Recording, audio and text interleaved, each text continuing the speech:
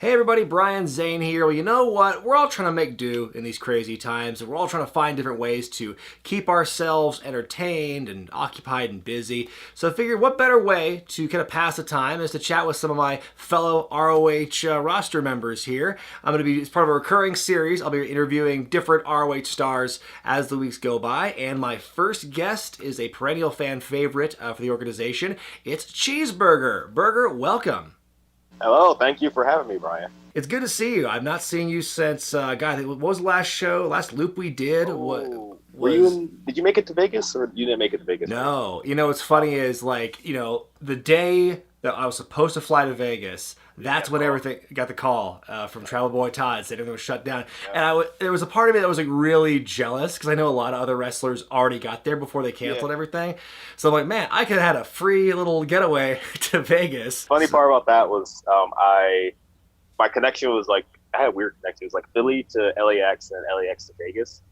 So when I got to LAX, I was texting Todd. I was like, hey, who am I rooming with? You know, this guy didn't get the hotel list or anything. And he's like, oh, yeah, you're rooming with, like, Josh Woods. I was like, all right, cool, yo. How you doing? Like, I'll see you in Vegas, blah, blah, blah. He's like, all right, cool. So I get on the flight, and I land. It's like I think like a 2-hour flight or something, from like LAX to like Vegas or something. I land, and then as soon as I land, I get another text from him. He's like, hey, I really wish I could have sent you this before like you got on your flight, but yeah, as soon as you got your flight, the shows were canceled. And we were just like joking before, so I thought he was just, I thought he was just joking. So I'm like, oh, you're messing with me. He's like, no, like they actually like been canceled. And then everyone started getting the email, and then I went downstairs, like baggage claim, like Rhett Tires was with me. He's like, oh, this can't be real. We go down, we see Grizzly Redwood. He's like, hey, did you guys get this email that the shows are canceled? I'm like, whoa, what? I mean, I was so bummed on a number of levels for that, and yeah, that was one I was looking forward the most to the past versus present show, almost more than the anniversary show that weekend. I think the first domino I saw fall was like, oh, they canceled the PCO and Marty Skrull meet and greet at the fight shop. I'm like, but the show's gonna keep going, right? Well, when the NBA canceled their season, that was when I was like, all right, stuff's getting serious. But we were like that Wednesday. I flew out Thursday. The show was Friday, Saturday. I was like, all right, maybe we'll just try and get through this weekend because like it hasn't really hit Vegas yet. Like it's kind of like it's around, but it's not really like huge yet. So maybe we'll just like tough out these weekends and just like see what, and then kind of like cancel everything afterwards. But then like that day, that Thursday, get that call. Yeah, it was hard, and like it's one of those things where it's like, selfishly, I'm like, I really want this stuff to go down still. Then you realize in hindsight, this was the right call. ROH being, it was like the first wrestling company to really do that, and like on at least that scale, which is really impressive. And yeah, this weekend right now is the weekend we're supposed to be in New York and Philly for all the stuff, and I know they say that. Tournament, right? Yeah, the Pure tournament. That was supposed to. That was the Pure title tournament. The women's tournament. Yeah, the women's title tournament was supposed to be this weekend in Philly, and we missed Supercard of Honor, we missed 18th anniversary, we missed Pure Excellence, it's like all these different things, man. And they say that they're gonna come back in Texas in June, and like I really hope they are, but like I'm just kind of like trying to temper my expectations. Skeptical. I feel like wrestling as a whole won't really come back until like major sports kind of come back, like when the NBA like reopens, like NFL and stuff, and people are kind of like, all right, it's a little bit okay for like us to start doing stuff. What are you thinking about with the fact that WWE and AEW are still running shows, even though there's like little to no people, and in Florida they're deemed an essential business, at least WWE is. Like, what do you think about that? Do you think, like, hypothetically speaking, that ROH could do something like that as well? I think so. I remember when we were in Vegas. I'm not sure if you knew this, but we like taped like 3 empty arena matches. I was in one of them. Yeah, I really hope they use the empty arena matches and like some capacity, like maybe release them like on YouTube like years later. Because the 8-man, I had like an 8-man tag on one, and it was one of the funniest matches I've been in. It was me, who was it? Me, Delirious, Grizzly Redwood, and Eli Isom versus Bruiser, Joe Hendry, Rhett Titus, and Seshimov Martina. Wow, that sounds like an insane matchup. Like in the match, like Joe Hendry starts doing commentary mid-match. Bruiser and Martina go in the crowd and start being fans, like cheering on the people in the ring. It was hilarious. I really hope people get to see it someday. I would imagine with like an empty arena match like that, especially when all of the news and the feelings are so like new and raw, that like you just want to have fun. You know, Yeah, yeah. that sounds like a lot of fun to me. And also, yeah, the whole empty arena thing, I think what really helps get it over, especially with what you see WWE and AEW doing now, is the aesthetic. Like, I don't know how an empty Sam's Town would have looked with the empty arena stuff unless they shot Yeah, really it's tight. definitely weird. But then you got the Performance Center and the Nightmare Factory for the other companies, and like they have like everything's like all bunched together. There's no room for chairs anymore, and so they kind of like take that whole factor out. Yeah, I do want to see those empty arena matches though, for sure. But with you on the East Coast, how are you holding up in the wake of the quarantine? Everything been locked down. It's been going good. Honestly, like I've been feeling like really productive, and I have been being productive. Like the first 2 weeks, it was just like, all right, I don't know what to do with myself. I'm lucky enough that I have like my wrestling school, so I can just go there, and I've just been like dedicating myself to like lifting basically like 5 days a week, because I have nothing else to really do besides play video games, and here and there I'll like edit videos for YouTube or like my social media or study my Japanese lessons. But I don't really have an excuse like not to go work out because I have nothing else to do. So I'm just going there 5 days a week by myself, you know, just lifting and gaining weight and everything. So that's been basically what's been taking up most of my time, and then coming back home and playing video games and whatnot. We should be so lucky. So you're going to bulk up? You're going to get the double stack burger? Is that what we're going to be seeing when ROH comes back? Trying. I've already gained 10 pounds over like the last like 6-7 weeks of the quarantine. So damn, keep progressing, see how it is. That's impressive. Nice. So now what is the status of your school? Because I keep hearing stories of all these different wrestling schools all over the world closing down because they can't pay their rent anymore. Like Santino Brothers in California is the latest victim.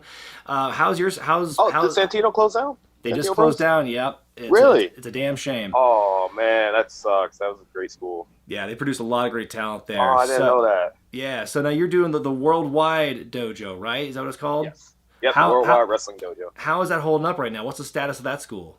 So we've been closed since basically the quarantine started, and then like in New Jersey they issued like the shutdown order for like gyms and like public places and everything. So that was about 5-6 weeks ago when we shut down.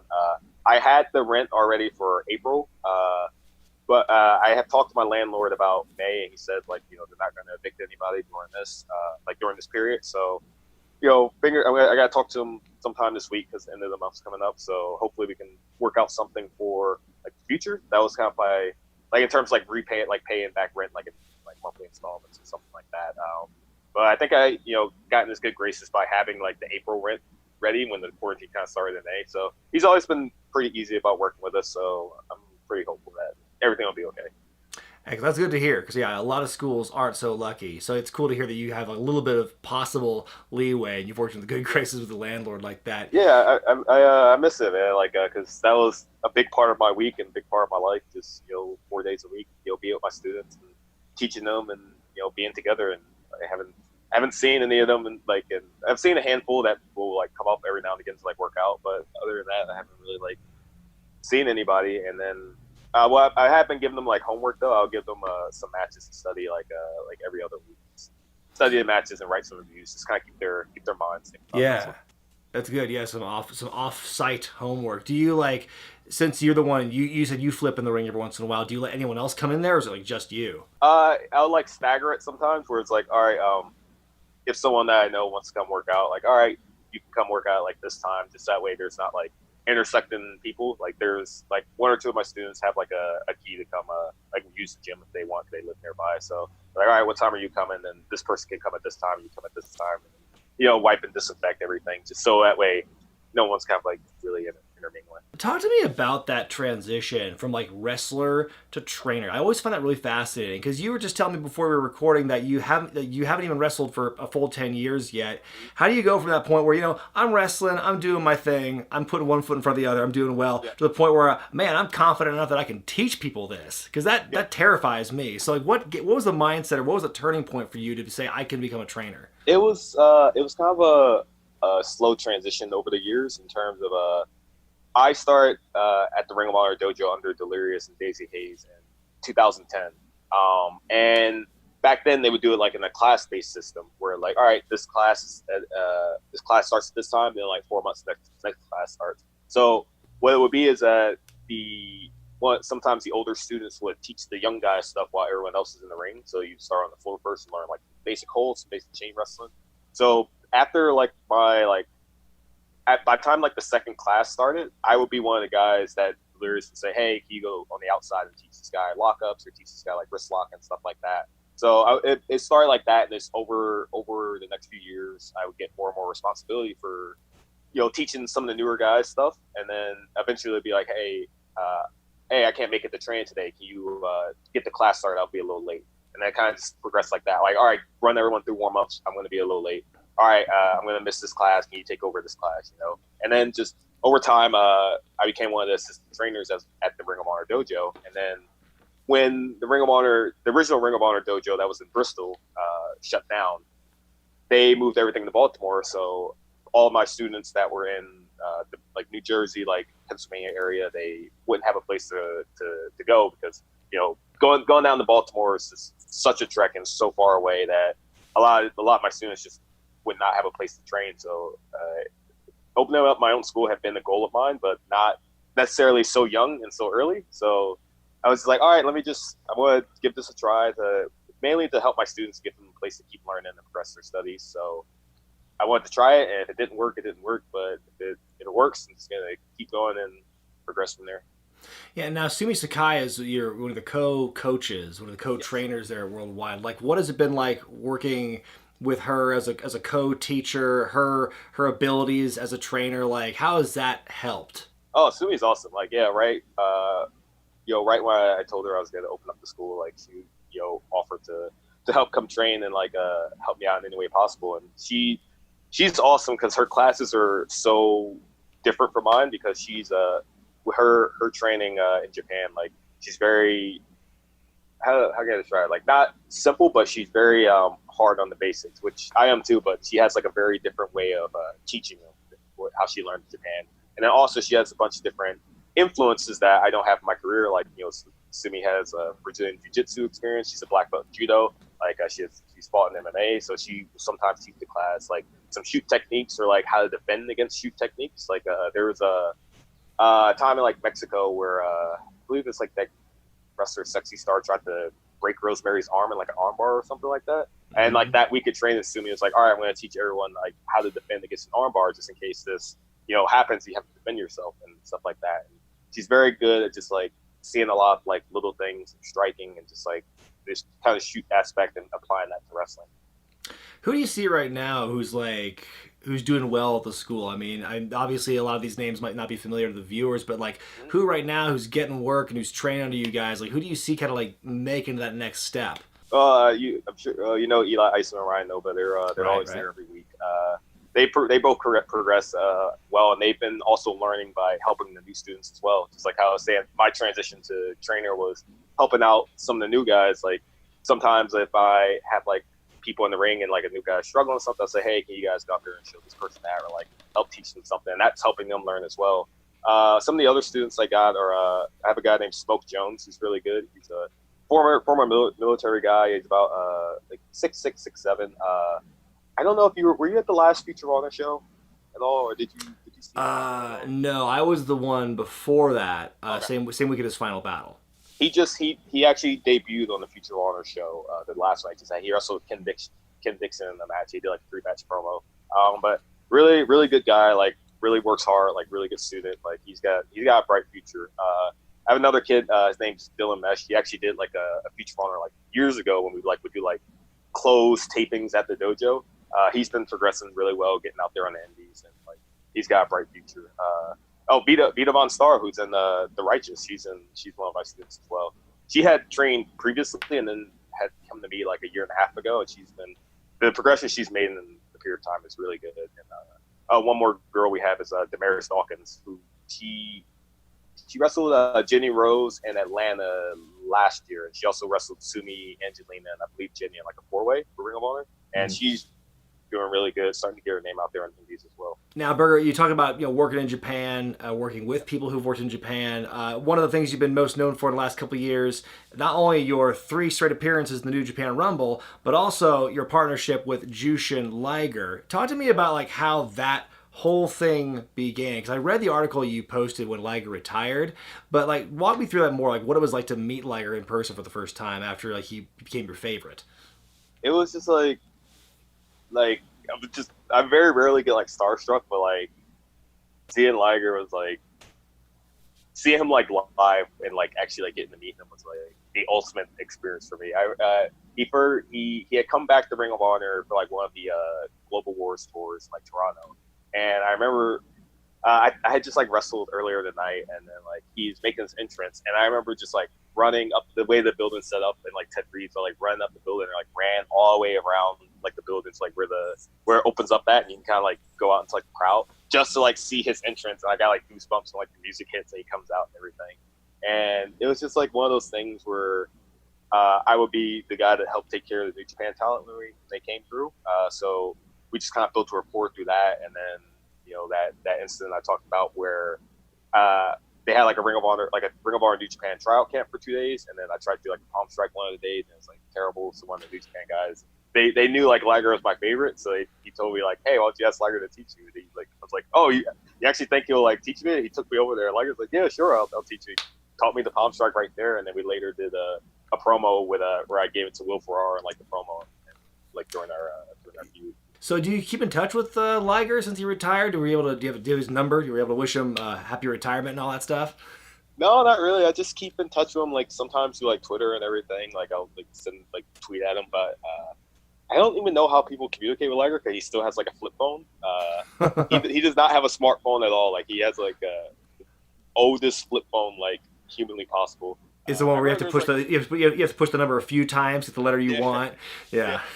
I remember there was one time like an independent promoter like messaged me and goes like, "Hey, do you know how I would go about like contacting Liger for a booking?" I'm like, I don't know, man. You have to contact like the New Japan office for that. I don't know. I'm like, hey, I'm available if you need somebody though. Yeah. By the way, you are working other places besides ROH. That was something I think you worked Nick Gage recently, didn't you?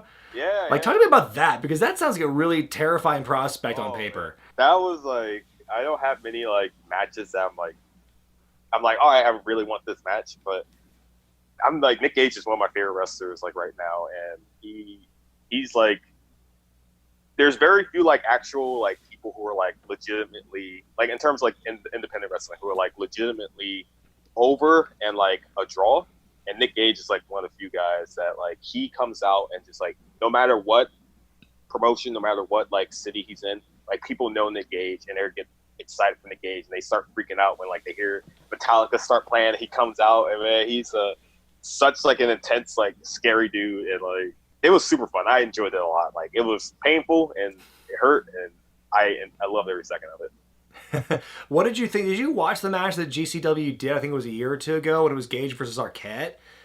Yes, I did see that. Yeah, I did see it. What do you think about Arquette's little run in wrestling? I don't think he's kind of slowed down now, but what do you think about when he was getting back into it? I have like a ton of respect for him, man. 'Cause he like legitimately loves wrestling, and if I remember right, I could be paraphrasing this, but I remember him saying something like he wanted to kind of like redeem himself from like how people felt about his WCW run. So that was kind of like one of the motivating factors for him going out there and like, all right, I'm willing to like put my body out there and like get back into wrestling. And this dude, he doesn't have to prove anything to anybody, but the fact that he was willing to like do that, like speaks volumes for like how much respect he has for pro wrestling and wrestlers. I think he was in Nashville and Ring of Honor too. Yeah, he actually showed up backstage at Nashville. It was kind of cool to see him there. It was like, oh. I was standing at Gorilla, and there was someone like he was like right next to me, and every now and again, like you're like sometimes like just being around Ring of Honor, every now and then you see someone, especially someone that was like dressed how he was, you're like, who is this guy? Like, who is this guy doing back here? So I just kept like looking, I'm like, who is that? I'm like, I feel like I know this person, but I don't know who it is. And like, it wasn't so after the show, I was like, oh wait, that was what? I saw a picture of him, so I was like, wait, Taylor canceled the show. Super delayed reaction. Yeah, I was like, who is this? Yeah. Near the end of 2019, when there was all like the bad PR and the Joey Mercury rants on Twitter and everything, I think it was that was that weekend in Pittsburgh and Columbus where I feel like that's when the stuff really broke. And then there was like, I don't know, not uncensored or the unauthorized show. Oh, yeah. I think that show really brought the whole locker room together. Yeah. Talk to me about what did you glean from that weekend? That weekend was so much fun, man. It was so much fun. Like both shows were really good. Like the unauthorized show and like the experience show with the fan voting and everything. It was just like it was just like a good break from like all the nonsense and all the bad PR and all the drama that had been going on social media and everything. And it was just like a good like reset for the company. Like everyone, it was one of the shows like where everyone just like felt like a huge like family. Like it felt like kind of like the old times where everyone was a huge family and there weren't like, you know, outstanding like circumstances like trying to pull people apart or like getting in people's ears about different things. It was just like everyone felt like a huge family. And then like were you in the room when like Dan Moff got hired? Yes, I was in that room, and then when they got pretty much like hired on the spot, that was a really cool. I think that really united them, and I've been doing indie shows for the last decade plus, and I have never been in a locker room on any level that feels as united and just like happy to be around each other than I've seen with Ring of Honor since I've joined, especially like since that loop. I think with Ring of Honor, the trend I've noticed like I said, I started when I was like 17 here, like in 2010. And like I've seen just like such a progression of the company in terms of like business and in terms of like people that have come and gone and like everything. So I've gotten to see like a lot of different stuff, and to me, it always feels like the people say like in the locker room that like create like a negative negative environment for like the Ring of Honor locker room. They are the people that already kind of view Ring of Honor as like a stepping stone to say get to WWE or New Japan or wherever, go to Impact or something like that. But I feel like those people that come in with that negative attitude always kind of view Ring of Honor as like a stepping stone to get to better places. So they have no problem like leaving Ring of Honor. So like those people always kind of like one of the things like my trainer always taught me was like negative people, make their environment negative and then they don't want to be in it. So they always try and like weed themselves out and think like, oh, this environment is negative because of outstanding like circumstances, but not because of me. So I'm going to go to a different environment where it'll be better. But then they just make that environment negative, So I feel like the negative people throughout the years have always kind of like weeded themselves out of Ring of Honor because they're like, oh, Ring of Honor sucks. This is my stepping stone for somewhere else. So I have no problem leaving here. And then when they leave, it gets better. After the Pittsburgh Columbus weekend too, we were that was when we were at the hotel in Columbus with the fire pit for till like the middle of the night. It's just like everyone was just like around the fire pit just hanging out, That was like an amazing experience. Like I felt like it's like it almost felt kind of like, I guess I don't have this experience growing up, but like there's kind of like, if you're a part of a sports team in high school or you're part of like a big like production, there's like kind of like that post show, like the cast party or whatever. Yeah. Like that's what it felt like to me. It was just kind of like this familiarity. Everyone's cool. Everyone's having a good time. Hanging around by the fire pit. That's like one of like my top like 5 memories of the entire year. Oh, good. It's just like being a part of that group. But yeah, I mean, so I guess what I want to ask to wrap this thing up is, what kind of expectations do you have for yourself once ROH gets back in the swing of things, once wrestling kind of opens back up on a grand scale? For me, like my goal right now is to kind of improve myself as much as possible during this break. That's why I've been like really strongly trying to stay consistent with the gym, like getting in better shape, like gaining weight, like get more muscular, like whatever it may be. Like that's like I have no excuse now. So like that's one of my main goals to come back and then just improve myself. Like I've been trying to think of just like different directions for like me as a character, different ways to like talk, different gear ideas, like different ways to evolve like Cheeseburger as a character, or like take Cheeseburger and go to like something completely different, like just different ways I can come back and be fresh, because like during this time, like I feel like if especially someone that's like on the come up like myself or like other young wrestlers, like now's the time to really like better yourself and progress, as much as you can, even though it's like a very depressing time for a lot of people, especially like money wise and like, being stuck in the house. It's like now like there's going to be so many wrestlers coming out of this, like that are hungry and then like that are like ready to go, and like you have to be ready. And like plus like not even accounting for like the 25 WWE people that are going to be on the indies or trying to get jobs like Ring of Honor, AEW, like Impact, like New Japan. Like these are these are people that are coming directly off TV that are like in great shape, like have great gear and stuff like that. So like if you're a young wrestler, like you have to be ready to like come out like guns blazing, to be noticed. So that's my mentality going into it. Like, how can I evolve like myself to kind of like be ready to go like right when everything kicks off. And one more question. I'm going to put you on the spot because you brought up the mass releases from WWE. If you could pick one person for that group, if ROH could sign them, like, who do you want to work? I don't try to ask this, like, who do you want to wrestle kind of thing very often, but, like, this is a very unique time. So who from that whole batch of people would you love to work in Ring of Honor? Like, the first person that came to mind was Rusev. Like, he's good, but now I remember the one I was thinking of, Chris Hero. Oh, okay, yeah. Chris Hero, Rusev would be second, Chris Hero would be first.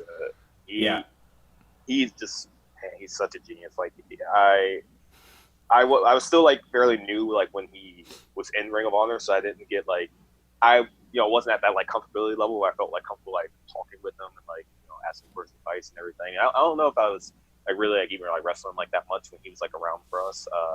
So like I really hope he comes back. Just in terms like I want to work him and being like a presence in the locker room. Like he's such a great dude to have around like the locker room, like especially for like all the young guys we got coming up.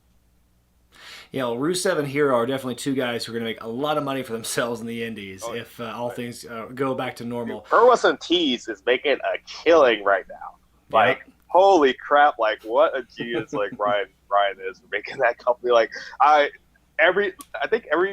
mostly like everyone like has like some kind of shirts, like Zack Ryder, like Rusev has been kind of low key, so he hasn't, but Carl and Gallows, like Hero, like No Way Jose, like man, they're cleaning up right now. Well, Cheeseburger, thank you so much for sitting down and Zoom chatting with me. This has been a lot of fun, and the first of what I hope will be many great ROH interviews here on the channel. Is there anything you want to plug before we wrap this up? Just when the quarantine is over, if anyone out there hears this and like has any questions or aspirations of becoming a pro wrestler, feel free to contact myself at Cheeseburger ROH on Twitter or at ROH Cheeseburger on Instagram, or contact my school directly at Worldwide Dojo on Instagram and Twitter. We have a great facility in Bristol, Pennsylvania, and we're always looking for new students. Cool, man. Well, Cheeseburger, thanks once again for stopping by. Really appreciate it. Yeah, thank you.